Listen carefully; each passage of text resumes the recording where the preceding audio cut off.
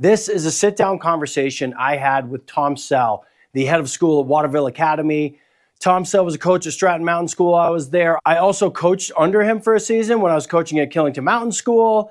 And he and I got to sit down a couple weeks ago and really dive into what we see as some trends in ski racing and thoughts on how I think we can improve it. And Tom shares some really great insights into the philosophy that's made him an extremely successful coach through the years. And he's just one of those guys that I respect a ton. And I really enjoyed having this conversation. I hope you enjoy it too. Check it out. Nice. Tom Sell. Joe Dunn, how are you? When we were at Stratton and you and I used to sit in your office and talk about the races that I wasn't supposed to be doing. Yeah.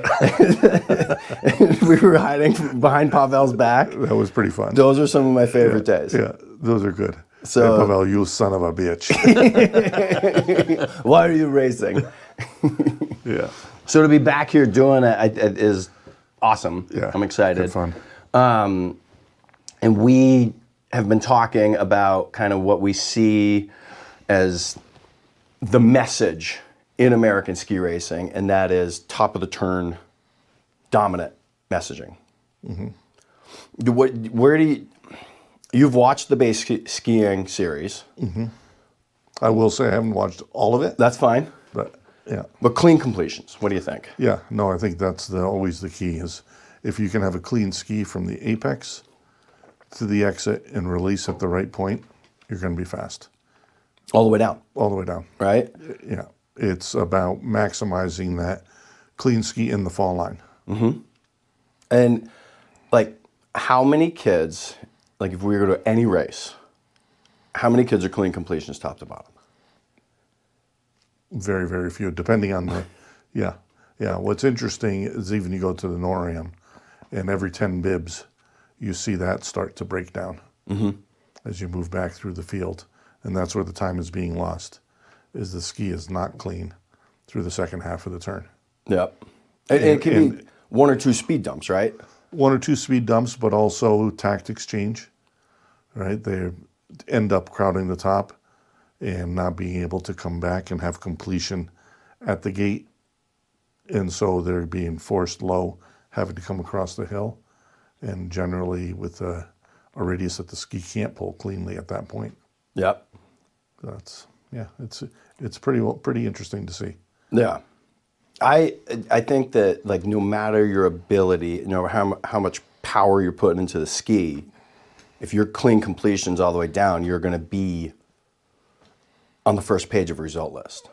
Generally. Within reason, right? Yeah. So why do you think it's so top of the turn dominant? The coaching out there, what we hear, the feedback on the hill. I think most people listen to what other people say and then mimic it. So it's dogma. So I think it's dogma, yeah. I agree. Yeah. I mean, I've been seeing it for years. I saw it as a rep. Yeah. I see it. And I think it really started with 10 on the 35s, and that's really where it came from because he was the guy giving the ski the most room, having that high edge angle at the top of the turn and bringing it back clean through the whole thing as possible. And it was fast. Oh, yeah. And so that became the American Idol. Yeah. Yeah, and even with the skis change and even at the junior level, like everyone just like, no, that's the model. That's what we're going for. Mm-hmm. And then we got that. And I actually hear almost nothing about the bottom of the turn. Like, I mean, I listen to a lot of podcasts. I watch a lot of YouTube. Everyone coach, apex, and then they're just like, yep, and then the next next initiation. Mm-hmm. And so what do you think, like, once you get someone to apex, and I like to start at apex because you come in, you get that good position. What is the messaging for people from apex through completion? So for me, it's linking apex to apex. So I like to think about the turn instead of being initiation, apex, completion, starting in apex to apex. Mm-hmm. In that movement of the center of mass directly from apex to apex, that aggressive movement through that, I think is, as far as movement goes, that's what's really important. Because I think without that, you can't be clean through the end of the turn. Yeah. Right, because the way the hip moves through the end of the turn and then the switch into the next turn, that's where this ski is clean, is released, and that brings your speed and brings everything towards the next turn. Yeah. So, but the top of the turn needs to be in a good position. But you can kind of do anything you want at the top of the turn as long as you're clean and hitting in the apex cleanly, like the American Stivet. Yep. Is It's not just American Stivet. well, the American Stivet The is Norwegians different, do it a lot. but they do it differently. Really? Yeah. What's the difference? So an American Stivet that our kids learn is generally a push to the top of the turn. Okay. So you'll see a release and you'll see the ski redirect, and you'll see the leg extend into a push. So now we're behind the ball of the foot. It's more of a squat position as far as where the pressure is on the foot. And then it's very difficult from there to get the ski to engage cleanly in the apex and through the completion. So the hip drops behind the hip the drops foot behind the in foot. the push. Yeah. So you come out squatting back. As opposed to a redirect, an early redirect, which is up and over with a balanced position, ankle engage, everything ready to go, so that when it's time to hit the impulse, everything is there and you can be clean. All right. Yes. But up and over. Up and over, from everything I hear, is the completion. Hips go up, over, down the hill. It happens all at the same time, right? It's a crossover, but the feet cross under at the same time. And it's not a vertical, not so much a vertical up. The problem with up and over that people do is that they tend to stay on the ski, bring the hips straight up, do a kind of extension of ankles, knees, hips. Yep. And then they're up here and then start to roll it over. Yeah. As opposed to coming through the end of the turn, okay, the skis are moving underneath and the hip is moving over. Sure. So the extension is actually still down the hill. Things are still moving down the hill. So it's never really a big vertical move. Agreed. And I think that up and over gets the big vertical going. And you see, especially young kids in really soft boots, they just up, over, and then there's no pressure at the top of the turn, but because the skis have enough radius, it loops around. I have a video because I made a statement. There's no forward movement to the top of the turn. And then everybody asks, okay, and I'm like, well, you can move the hips forward into a turn, and there's specific examples like top of levy when you're pumping. But everyone's like, all right, where else is this forward move? And then I got this video, and it's Atle. And I think we're talking about the same thing, but I want to watch this with you. All right, here's Atle. This is Squaw last season. And here it comes. Here we go. Right here. All right, ready? So what you have to realize is this is quite steep as well. I think he's in a rollover at this point. Yeah. But I mean, you're going to stiv more when it's steep, right? Like I'm not advocating stiving on the flats. This is what drives me nuts about these conversations. It's like everyone just plays devil's advocate the whole time. That's the whole plan, dude. But ski coaches can't help themselves, right? I'm not talking. I'm talking about when it's appropriate. I'm talking, right? If you need a stiv, you use a stiv. If you only need a feather, you use a feather. If you need a butter, you use a butter, right? Okay. So here he comes. So, call it extension, but really look at the feet go under the hips. But then here's and to me, I call this a feather because only the tail slides. I wouldn't call this a stiv because to me a stiv is the full windshield wiper. Full skis, redirect, and then you drop them back, right? There's a different level there. Right. So to like differentiate, having names for everything. Yeah. I mean, to me, I just try to keep it simple. I just talk about redirecting the ski a little bit, right? And I think people get so caught up in the terminology, Yes. that they lose the meaning. Well, because we don't have like So- a fixed definition. Yeah, but it's not bad to not have a fixed definition. But there's people. What you Okay. need to have is fixed concepts. Okay, but I Right? was. And the way I say something may not get through to an athlete, but the way you say it may. Well, So, on a coaching staff, you need to have everybody aligned yes. as far as what the concepts are, and then allow them to bring their personality and their manner of coaching to the athlete, Agreed. right? So that we can reach all the athletes. Yeah.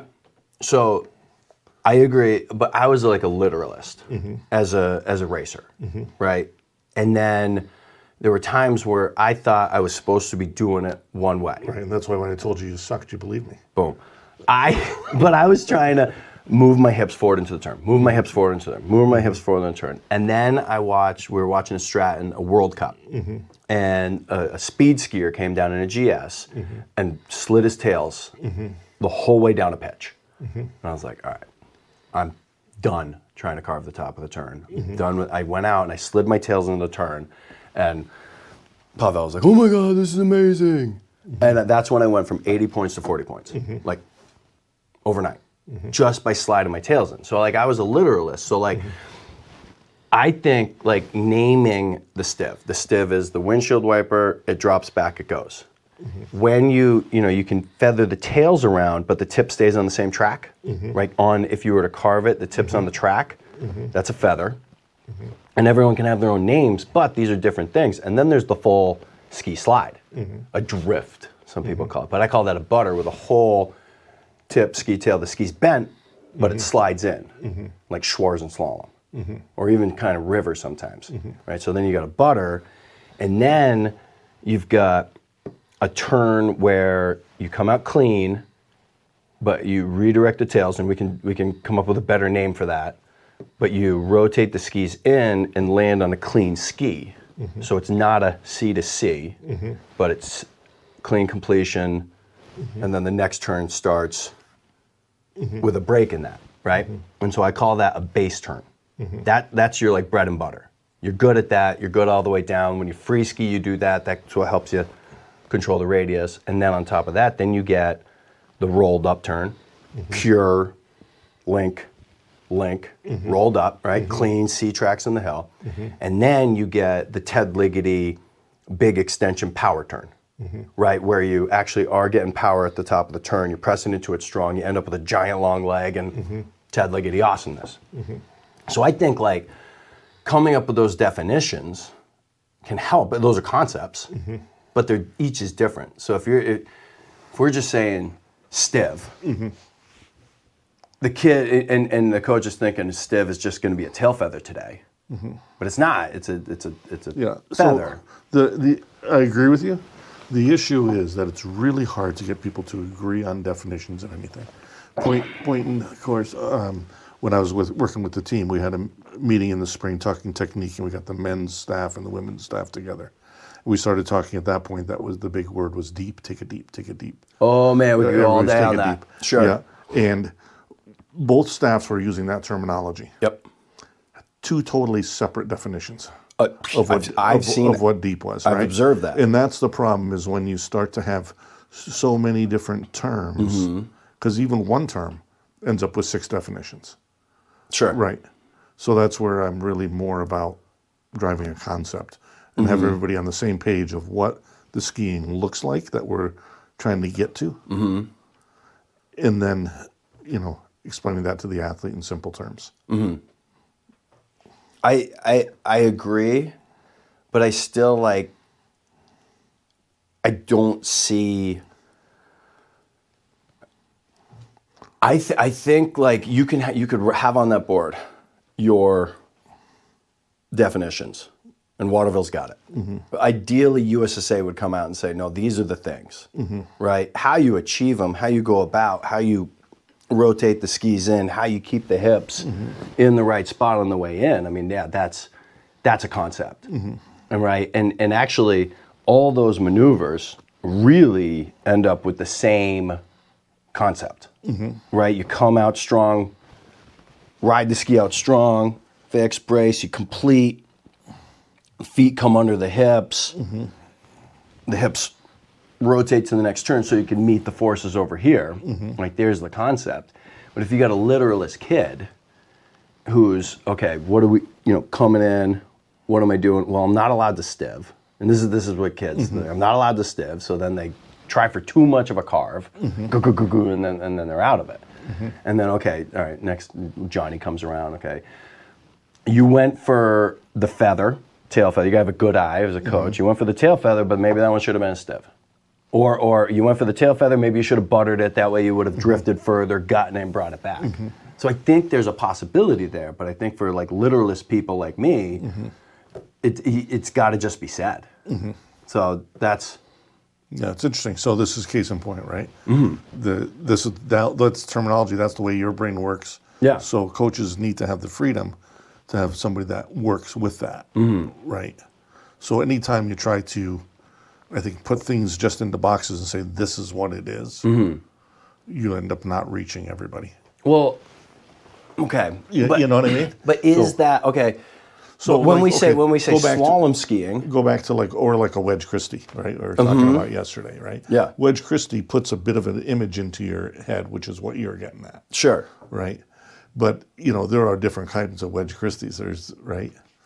Yes, and different situations. Yeah. But I like the Wedge Christie because it's the philosophy of it. But what I'm getting at is there's different situations and different variations of the Wedge Christie. And you don't name each of those variations. Yeah, some people do. So, but, right? And I think this is kind of the same. These are variations on a theme. Yeah. Right? Yeah, you gotta, the movement patterns got to be there. Right, the basic theme is a redirect of the ski. Staying in balance over the ski and over the foot. Yeah. Right? And then it's a matter of degree, situational degree. Yes. Yeah. Right? So it's not about, okay, well, that was a stiff, it should have been a butter. It should have, I would say more like, okay, well, you probably overdid that a little bit. Right, you could just kind of let the ski go a little bit more. Same idea. To me, that's like too vague, though. So so it's interesting because you're a literalist. I'm a literalist. Yeah. So my vision is that you've got a diagram of a turn, and you have a picture of Ted Ligety here. And you go, okay, this is where you're going to be with your power up move. Yeah. And every kid, and then you take a sticker, put it there. And then you have just a rolled up turn. Here's a sticker right there. And then you have your base turn. There's a sticker right there. Now you have your butter, feather, stiv. And each one initiates the turn further down the hill. Right? Just or further into the turn. Right? I mean, but each kid can take those stickers and move them around and be like, well, I understand that feather move. Like, I understand keeping my tip on that right spot and letting my tails feather. So mine goes here. I don't really have a butter. I don't, like the drifting's not working. I do have a stiv. My base looks like, it can be individualized, but you're at least targeting these things so the kid can see, okay, here's the gradient of things. And not just like when I was coaching a kid pretty good, made the D team, and I was like, give a little here. And he slid it. And he's like, why did I go so slow? Like, what? And I'm like, well, you overdid it. And I was like, don't ever let me talk you out of going fast. Like, if you see the speed, you got to take the speed. But there's no way he was going full roll. And so in his vision, he needed to come up with which move was going to work for him there. So I think And that's always the key, right? Is the athlete needs to make that call situationally at the spur of the moment. Totally. So there is, I think, a lot to be said for putting all those things in the toolbox. Bingo. Right? And then the athlete needs to be able to use what they have. So, without naming it, you can set up situations that require some of those things. This is where I think the toolbox gets mentioned a lot, but nobody can name what's in their toolbox. I think that's a problem. Because you're saying, oh, my bag of tricks. Yeah. Well, what's in your bag of tricks? No, absolutely, I agree. So, like, So the ability to redirect the ski the appropriate amount at the top of the turn is one of the tools. Right? Right? Yeah. In slalom, having a pole plan is a tool. Yeah. You can use it or not, depending situationally, whether you need it. or double right? pole plant. A double Yep. pole plant, right? There's a lot of that, So when you listen to Sikora commentating in Austria, and he's great to listen to because he's freaking spot on. But he talks a lot about the Rutschphase, Okay. which is the sliding phase of the turn, which is exactly what we're talking about. Beautiful. He calls it the slide phase. And he doesn't throw a negative connotation on it? No, it's not a negative connotation. great. It's, but that is a concept there, and that's Yeah. what I'm talking about. The concept is that slide phase. Mm-hmm. The degree to which you slide is situational. Of course. Right, and the kids need to learn how to do those different movements Yep. in balance so that when it's time to hit the ski and be clean, they're ready to do it. They're not behind the hips are not behind the feet. Yep. The legs are not fully extended out in front of them and embracing. Yep. Right, because that just doesn't work. Yeah. Right, but that's not like I have not heard in Europe people talking about each different kind of slide. Sure. Right, because Well, I that's think- something that develops, right? As Yeah. you're talking tactics with an athlete, they understand this redirect with over the in a balanced position over the feet, over the skis, Yeah.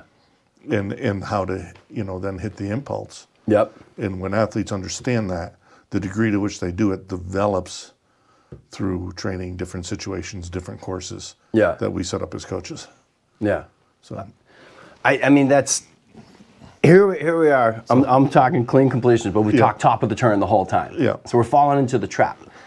yes and no, But I right? think- Because if you're not balanced on the ski as you're entering the apex, you're not going to have a clean completion. And we're not saying there's one way to do it. Right. We're not telling you the right way. Right. I mean, I'm trying to identify the different ways. Mm-hmm. And I think there's individuality and everyone's going to get there themselves, but figuring out what the degrees are. Like when I was at UNH, we went out one day and Kurt was like, "Stivot." He was like, had enough of hearing stivot. He's like, a stivot is when you go all the way here and then you drop the skis back to the fall line and go. And we went out and we all free skied the stivot and just locked it in. That's a stivot. And added that tool to our kit. And instead of going out and having that be a last second oh crap maneuver, now it was I'm going to come in, I'm going to use it. That way I land on it in balance for the impulse and go. We practiced it, we incorporated it, and we all got better. And so I think that's you can do that, and you can go through and identify all these variations. You can pick guys in the World Cup and be like, he does it this way, he does it this way, and the kids looking and go, okay, that one looks good to me. There's my doppelganger. The Schwarz full ski butter is just a thing of beauty. When he's on, Schlagming a bunch of years ago in the slalom, he was sliding the skis this far into the initiation of every turn. Just a perfect and top to bottom, he won the race. And so I saw that and I'm talking to an athlete and the kid saw that and he's like, oh yeah. And he was able to, all right, I'm gonna go and practice that. So why is that fast? Just because the timing and tempo was good. I mean, the clean completions were there. He stayed in control. Yeah, but there's another part of that too. You can have plenty of clean completions and be slow as.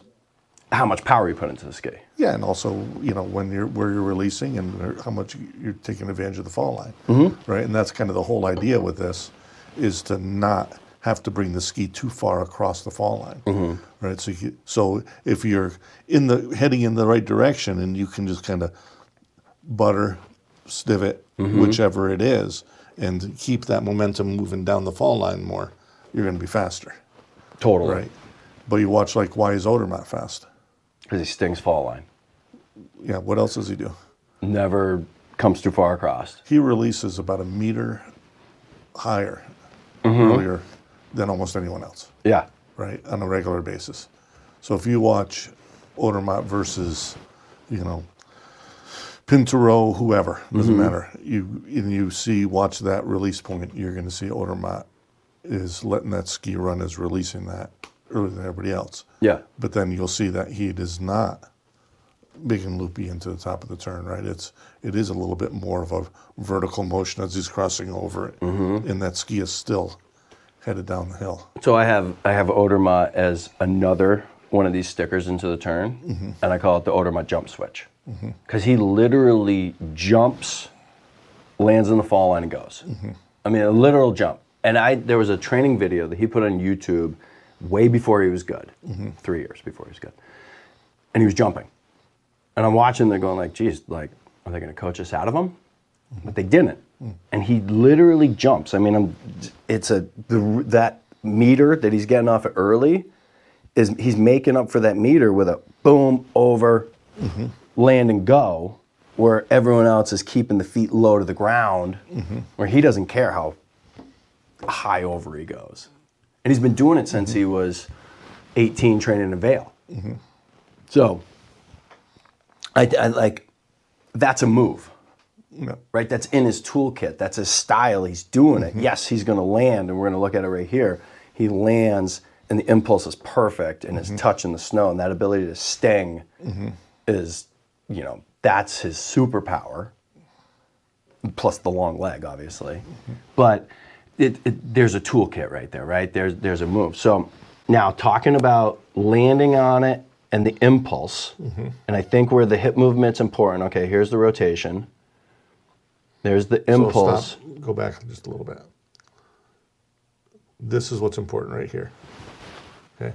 Is that you see that it's, as I said, it's done in balance over the foot. Yep. Right? Too many of our American athletes do this with a counter rotation of the hip to get that ski to come over. You mean the outside hip? The outside hip moving coming back. around. No, moving back. Oh, moving back. So that's the lane That's the extension. heel push. That's the heel push. Outside hip moves Yep. back. Yep. And now they're screwed into the turn. Yep. Right, and that's going to end up at the bottom of the turn, being that they can't be clean. Yep. So what I see here is that as the rotation's happening, the hips are coming, so the hips are squared to the direction of travel for the impulse. So right there, the hips are ready to go that way, and then this squash move here, to me, this is as close to a forward move as I can come up with. Right there, that when he impulses, when the tips bite, then you get centripetals. So you go from not having centripetals, now you have centripetals, and you have to meet those forces, because the tip, when it comes at you. And if you were to just stay quiet through your body, that tip comes, it's going to throw you in the back seat. So you have to, this is the forward move, this is the push forward. Right. And it's not a lot of move, it's more of like the impulse. No, but if you go back, of meeting the forces. the reason that he's able to do that is because he's never really behind his feet in this situation. Sure. Yeah. Right? Yeah. So if you're behind your feet, you need to have a big move to get here. If you start balanced, yes. But when he hits the impulse, that is that forward move. Yep. It is to resist the forces. Yeah. But you'll see a fairly severe angle here, of the shin. You see how much flexion there is, and that's where people say that's the forward move, because they're getting to that. Yeah, they want to see that big ankle flexion. I think most people say the forward move happens right here. I think this is a misconception out there, that most people think that the forward move is right here and then down the hill. Where I think, like, and looking at this video, I think it's the best one I found. The forward push is, and that's your shin pressure, right? Like, So go back into the transition. yeah. And now just watch the hips. So To me, that's static. well, yeah, because you're on pause. But Well, no. go This is all back, static. Like, this whole part is static. Go back here now. Watch this hip come through. Okay. Okay, do you see that? There's the impulse. And the transition. So go back. Go back. Okay, so stop. Yep. So now you see this hip is forward. Yes. Okay, so now he's going to come through here. This hip is moving through. That's this movement here. Yeah. Oh, yeah. Okay, and that's the key to be able to be in balance into the top of the turn. No matter which maneuver you're making. Totally. Right. Yeah. That's where, when people make that switch in the U.S., that's where they tend to have that counter rotation hip dump, counter rotation, and now we're screwed Yeah. at the top of the turn. Yep. Yeah, I think, yeah, we're on the same page. Like, I like to think of it when I'm carving steep pitches, the wall, right? I ski the wall on a steep pitch, and this is what he's doing, right? Like, the ski goes to the fall line, you match the ski to the wall, and then you go out and and Forrest says, go out and meet the wall. You go out and meet the wall with your pressure, but your hips are in a spot when you meet the wall that you can go, exactly. To go. Exactly. Yeah. Exactly. And that's really the most important part of the whole thing. Right? So because that's what allows you to be clean in the apex and through the exit. Because you're in a position to be able to do that. Yeah. So all this stuff that happens at the top of the turn is all well and good. And you adjust that tactically based on the situation. But so you can pretty much do what you want if you're in a good balanced position and you're ready to hit that impulse and be clean down the fall line. Totally. And I think it's, it really is as simple as that. I agree. It's as simple as that. It's not easy. Okay, but easy and simple are different, right? I don't know. I've gotten to this point where like carving on a pitch is so much more fun. And like, okay, I got good at it. I figured it out. But it's not that hard now. Right? The sting takes some time. To have that connection to the snow, to be able to come in, go, take some time. Right. Absolutely. Right. Once you get it, it's like... Right, but that's what I said, that to me, that's the key. Yeah. Right? Is having that position so you can get the sting, as you call it. I call it, the impulse. Yeah. Impulse sting. Pull the trigger. Right? Sure. When do you pull the trigger? Hit it. Yeah. Hit it. I said in a coaching clinic one time, and that's where you hit it. Yeah. And the guy was like, hit it? Sorry. I was like, I don't know. I'm sorry. Like, I'm not trying. I am a literalist, right? Like, I am talking about literally what I'm seeing here. Yeah. But the impulse, the sting, these are all fine. Yeah. As long as we can have this conversation. Well, again, that's the concept. It's the concept. The common concept. Yeah, totally. And so I think that there can be, the common concept the concept could be, there's a gradient of things. Yes. From here to here. Yeah. And which of those things you're doing, sure, we can name them. If you got a kid who's like, I have a good this. Good for him. Because he's got confidence. He's looking at it, he's going, I am going to use my base turn. Boom, boom, boom, boom. I'm going to feather that one. Got to change it on the fly, but kid can have confidence. Versus coming in and be like, okay, you're going to need more here. And the kid's like, crap, more of what? I don't know what I was doing back there. Right, for the literalist like myself. So the concept is good. And I think you can name the pieces to really get on the same page. And I think it can be, I don't see that, well, I think there should be a national, this is what we're doing, a national game plan. And that's what I tried doing base skiing, was I had never heard it before. I'd heard technique my whole life. A little bit of strategy, but not really. And so I made base skiing as like a first draft of a presentation, like literally of like a NFL offense. Like, we're running the wing tee. We're running the West Coast offense. The whole team knows. Every play design, every naming of the play is unique to the organization, right? Yeah. But the offensive scheme is the same. And so I think there could be an offensive scheme presented. You're there. We're there. We know what it would be, but to just put some names to it. That way you can disseminate it out. Now you get to Waterville. You guys, the word feather never gets uttered. But you have a push, right? Or your drift, or you're talking maximum drift, minimum, I don't know, right? It can be unique to every resort, every program. But I think that could be an evolution for the whole deal. Now, I want to throw one more thing at you. Thank you. Over the last 10 years, I have spent an embarrassing amount of time trying to draw a turn diagram that reflected what I was feeling in my skiing and allows others to understand carving at a deeper level. Up until this point, I have been stumped. as this fundamental truth was missing from my teaching as well as the greater ski teaching community. When skiing at an intermediate level or above, the skier's center of mass travels along a straight line from the moment they unweight the ski to the engagement of the new ski. While in the turning phase, you have both forward momentum and centripetal forces acting on you. These centripetal forces are the result of the curved path of travel due to the side cut and bend of the ski. Once pressure is released from the ski, you are only left with the forward momentum, and your center of mass must travel in a straight line until the new ski is engaged. This linear segment of the turn can be short, as in the case of an edge-to-edge carved turn, or it can be long. The direction of travel along this linear line is determined by the skier through the completion phase.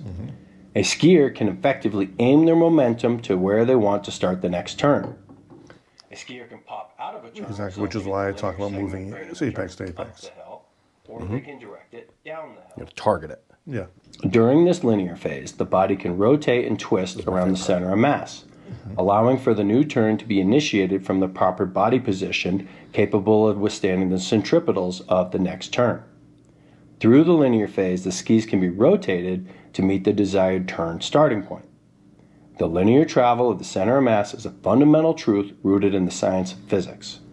Even when the skis remain in contact with the snow, the center of mass trajectory will remain linear until there is sufficient pressure on the skis to push the momentum off its course. Rotation or twisting of the body cannot deviate the direction of travel unless enough rotational inertia is achieved.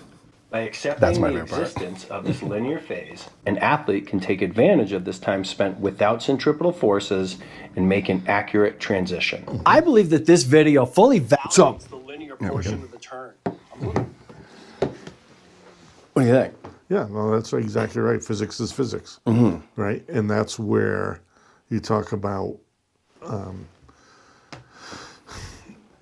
hooking up the hill is slow because it's redirecting that center of mass across the fall line rather than down the fall line. Yep. That's why the concept of moving the center of mass apex to apex, and often it's helpful to think about the turn being attacking from the panel through the top of the next turn to the next apex, right? Because that movement of the center of mass, movement of the hips, which is when you roughly say where it is. when you say from the panel, you're talking post apex because ideally your Right. apex is above the panel. Right. So post apex. Yeah.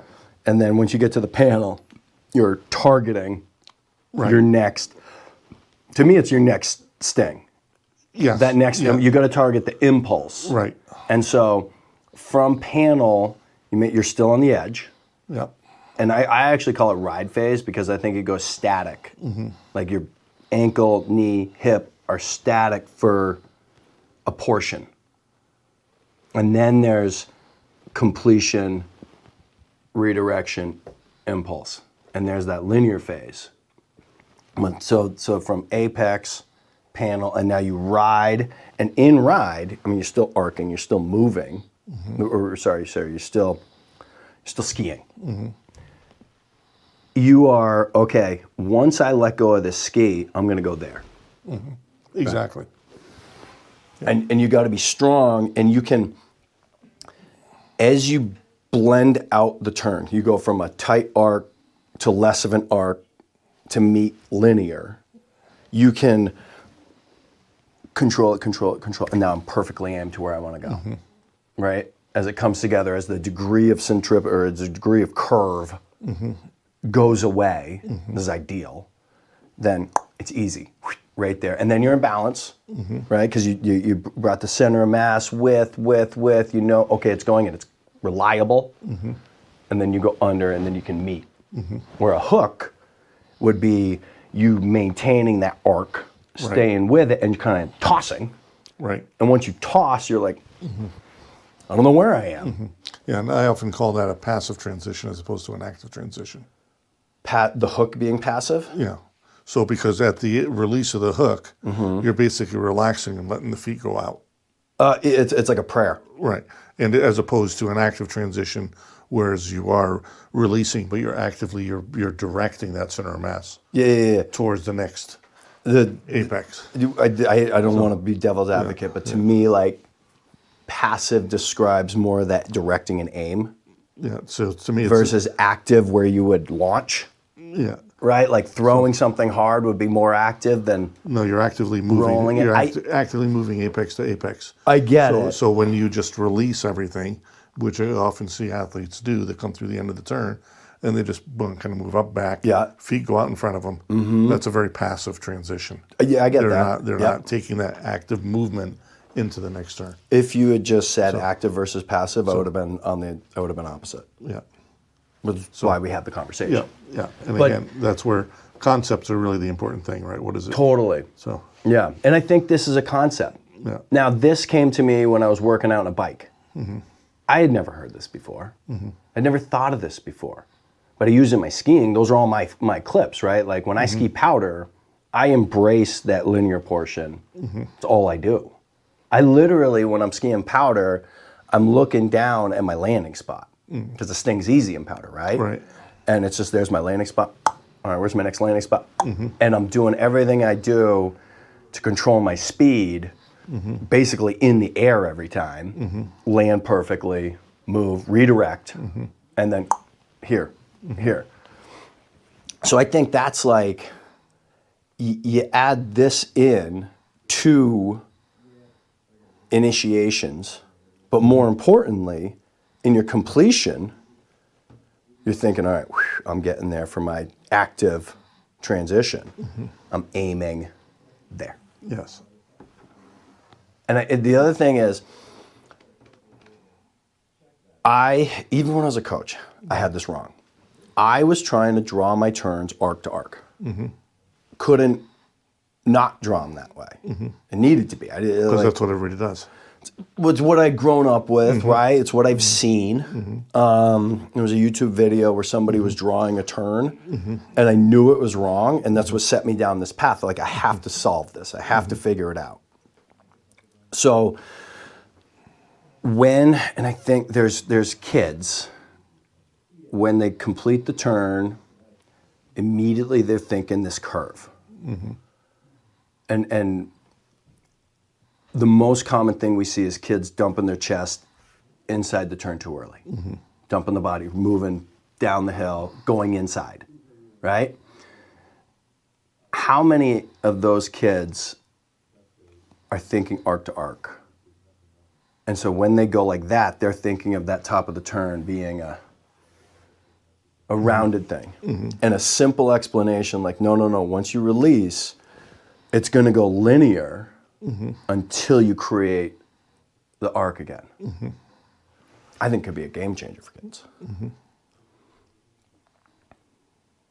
It's an interesting way of phrasing it, right? Again, I go, okay, can I explain that to a 5-year-old?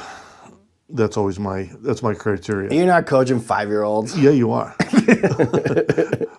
All the way through Europa Cup into the World Cup, you're coaching 5-year-olds, right? So, in other words, that the terminology and what you use has to be simple, easy to digest.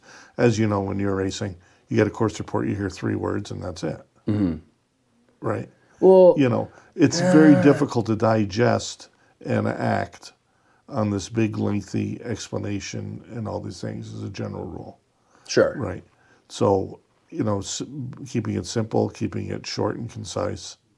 I always liked in course reports rhythm, tempo, speed. Right. Right. But that's, I mean, there's your It's fast and it stacks up. there's Is your a great one. there's your 3 words. Okay. Right? Okay. Yeah. You know what I mean? But that is a course report, right? And if you hear, hey Joe, just go. Great. Right, you know. Well, Right. so to me, okay, I put it into my brain. I hear just go. I'm thinking I'm base to roll the whole way. Right. And I'm thinking if it stacks up, I'm thinking I'm adding feathers, butters. In the slalom, I'm adding feathers, butters. GS, it might be Right. But just more pressure. But let's go is just telling you that it's not going to stack up, that you can Totally. pretty much get, you know, But give her the beans from top to bottom.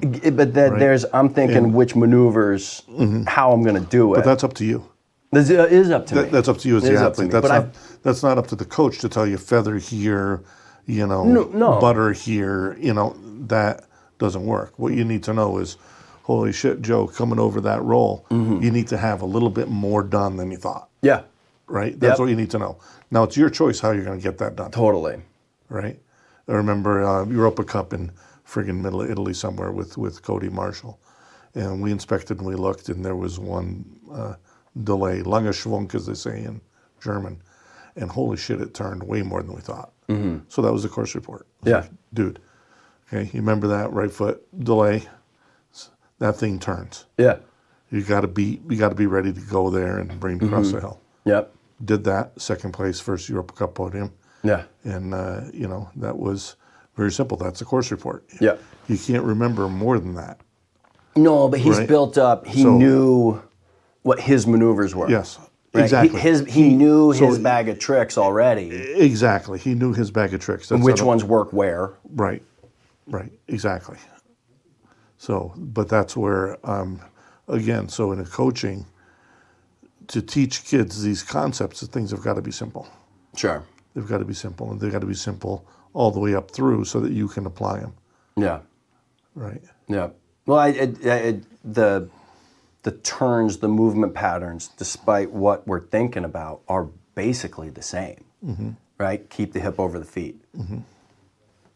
The hip's got to be over the feet to meet the impulse. Right, Pretty much no matter where the impulse is. yes, And even in the big Ted Ligety roll-up, the power move, you're still trying to get to the apex, right? You don't just power this way and just ignore it from there, right? That part of the entry is very active and controlled. And then once you hit apex, now you're now you're in ride back across the hill. That's when things slow down. Once you're coming across the hill, there's not as much going on in your skiing. There's the most power, right? You're powerful. You got your most effort, energy. Like well, because you're resisting the highest forces at that point. Exactly. Like I grunt my way through. Right. And as I get older. And this is again where most kids, why they slide at the bottom of the turn, can't have a clean completion because they're not in the correct position to be able to to resist those forces. through. Yeah. Yep. And so when you place and you say, okay, back to base skiing, when you say clean completions, now a kid's thinking, I got to be here. Another one, I got to be here. I got to be here. And now putting the emphasis on that, and then top to bottom, maybe that's their focus, and they just grind. And you go, hey, what were you doing on the top of the turn? And the kid's like, I don't know. I was so focused on coming under that gate clean every time and getting to the next one with power that I did great, hopefully. Yes, I think I mostly agree with that. Yeah? Yeah. So, because what I like to talk about is the concept of, the in slalom, the turn's done at the gate. Yeah. As a general rule. Okay, so my general rule, and I stole this from somebody else, is that the skis are pointed at the next gate, at the gate you're at. So, direction of gate slap is a cue, Okay, yeah. right? Over the tips is a problem. Over the tips is the problem. Are you making that gate move in the direction of the next, the top of the next turn, Yep. right? Where the ski wants to be pointed. That's where. And that's all that same concept that the turn is done at the gate. Because if you're still coming down the hill and turn's not done at the gate, your gate slap's going to be across the skis. And you're late. And you're late. And then you're not going to be clean. Yep. And you're going to be slow. Yep. Right? It's not talking about the top of the turn at all. It's focusing on where that completion is and what the ski's doing. Totally And agree. that's, Yes. It's not and telling if you how to come into it. Did you watch Gurgle? Oh, yeah. Did you see when you watch Noel and where his turn completion was on the pitch on the first run? He was further up the hill. It was pretty simple. He wasn't necessarily further up the hill at the entry. True. Yes. Yeah. know, His where he impulsed and came across was further up the hill. Yeah, but everyone kind of went in with the same idea. Yeah. But he was the one that was able to stand on and hold it. Yeah. Yeah. Yeah. Totally. So it's pretty interesting to watch that. And that's where Feller, when he hooked, that's why. Because he was trying to move the turn up the hill coming into the pitch. Yep. And he just got a little bit early. You see it a He lot. just got a little anxious. Yep. They were trying to overset it up. And you can't just set it up more sometimes. Sometimes you just have to come in the same direction but change your tactic. Right. to come So, back over. Yeah. Totally. Okay. So, 2 concepts. So I get clean completions. That's basically the pillar number 1. Second one is maintaining speed is prioritized over building speed. yeah, with Ted, we used to call it maximum sustainable velocity. Great. That was the term we used because, you know, you can generate... Sustainable. Sustainable. That's what I like That was there. the key, maximum sustainable velocity. Because you can generate, and then you have the big mistake and you're either out or slow. Yep. So Right? And you see that again in Gurgle, guys who are really fast, and the ski goes sideways and it's half a second. Boom, done. especially when it's in the wrong spot. AJ Guinness. Yeah, exactly. Big speed dump, bottom of the turn, over. Yeah. I hear a lot out there when I do hear people talking like philosophy in skiing is you got to build speed, got to make speed, and I hear that all the time, and I like the maximum sustainable velocity. It's also situational. There are places you got to build speed. There are places you got to make speed. Absolutely, yes, Right. Yeah, you got to take as much speed onto that flat as possible. Exactly. How do you maximize your use of the fall line before the flat? Yep. And how do you maintain that velocity? So you are, you know, trying to build that speed coming into the flat. Yep. But, you know, how do you do that effectively so that you don't end up with the dump? Sure. Yeah, what I kind of interpret out there is this like eternal speed build mentality. And it's just nuts. Okay, so clean completions, maintain speed, up and out. When we talk about the apex, and it's just super simple, you want the apex to be above the gate and outside the gate.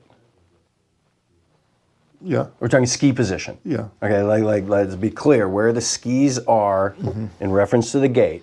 And again, it's situation dependent. Like bellying it onto the flat, yeah, your apex is going to drop below the gate, and that's just fine.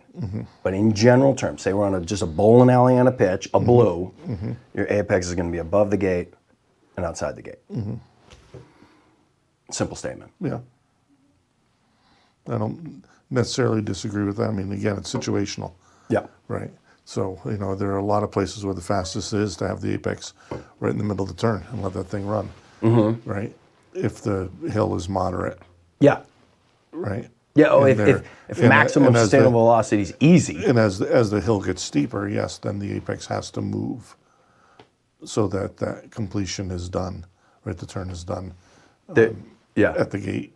There's your Right, general trend. Which is, you know, kind of the way it was. And when it's flatter, the ski runs out more. Yep. Totally. It's, you know, so I think that's the concept rather than saying it's like, this is where it is. Okay, yeah. The concept is, but I like the up and out because it's, again, I'm the literalist. It's over here, right? There's, again, in combating that diving the chest down the hill too early is giving kids the idea, the concept that no, my feet are going to be over here.